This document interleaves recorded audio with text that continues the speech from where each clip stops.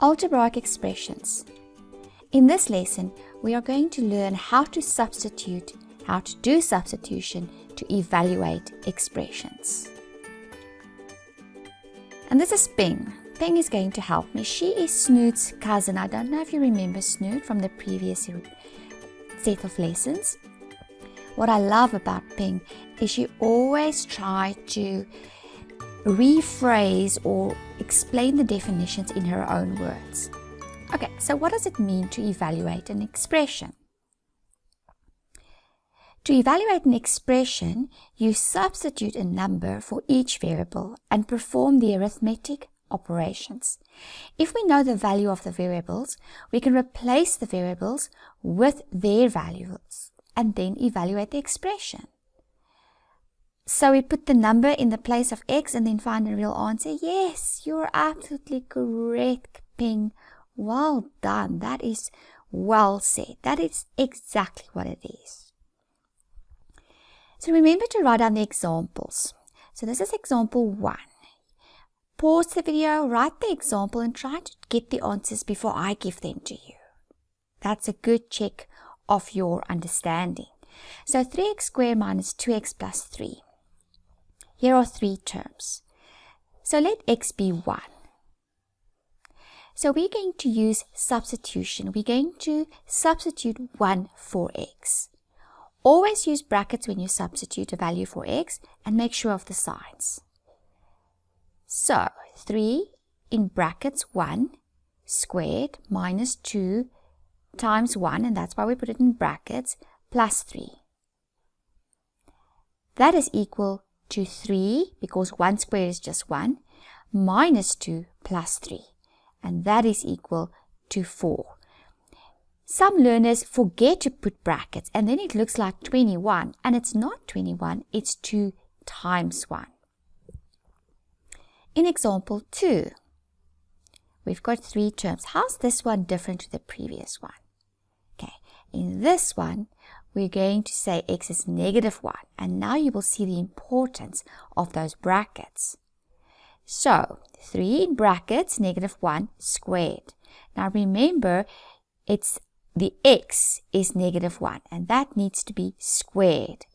Minus 2 times x, in other words, minus 2 times negative 1. And then plus 3. In our next step, this negative 1 squared becomes a positive. Why? Because a negative times a negative is a positive. Then negative 2 times negative 1 or minus 2 times negative 1 is then positive 2, positive 3. And finally, this will give us 8. In example 3, x minus y. So let x be negative 1 and y negative 2. Remember the brackets. Negative 1, and now we're going to subtract a negative 2. If you subtract a negative 2, it's the same as adding a positive. So negative 1 plus 2 or negative 1 positive 2 is 1. Do you notice the importance of the brackets? And there's a peculiar dot in the middle of my screen. I wonder why. Let's see. This means we're going to subtract negative x squared. What do we do first? We first have to square. But in the place of the x, we need to put a negative 3. So let's write this subtract. The negative 3 is in brackets. So do you see there's a double sign now? That minus is there, but the x is negative 3. And then we must first get an answer of the brackets. So this will then be positive 3. We don't write the positive. We square it first. That gives us 9. And then we subtract 9. So it's negative 9. We could have simplified this before we substituted. So this negative x squared will be positive x squared. And then you subtract a positive x squared becomes negative. So then we only have to substitute that negative 3 here. And then we can first square. This negative 3 squared is positive 9.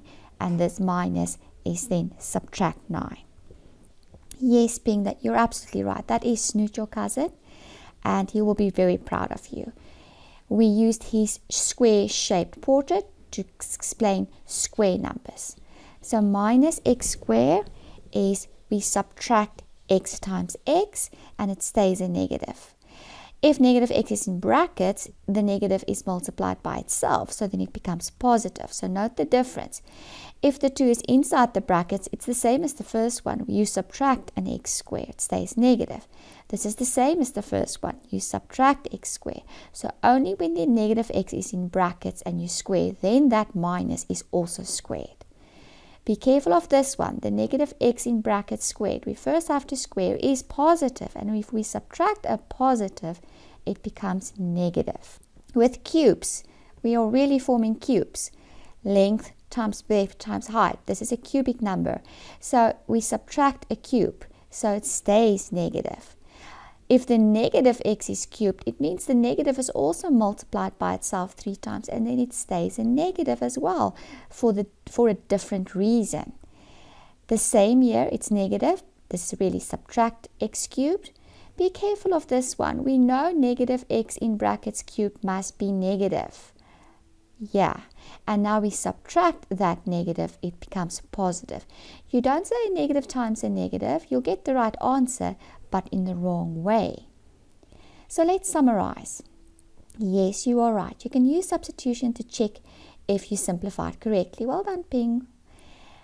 But this is also cool.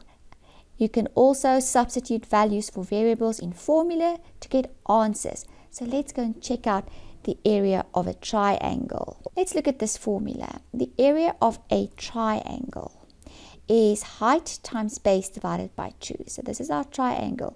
Height is that length and base, and that's the formula for the area of a triangle. So if we know what the length of the base is, let's say it's 10, and the height, let's say it's 5, then the formula calculates the area. How did we do that? We used substitution. So in the place of base, we substituted 10 for base, that is then there.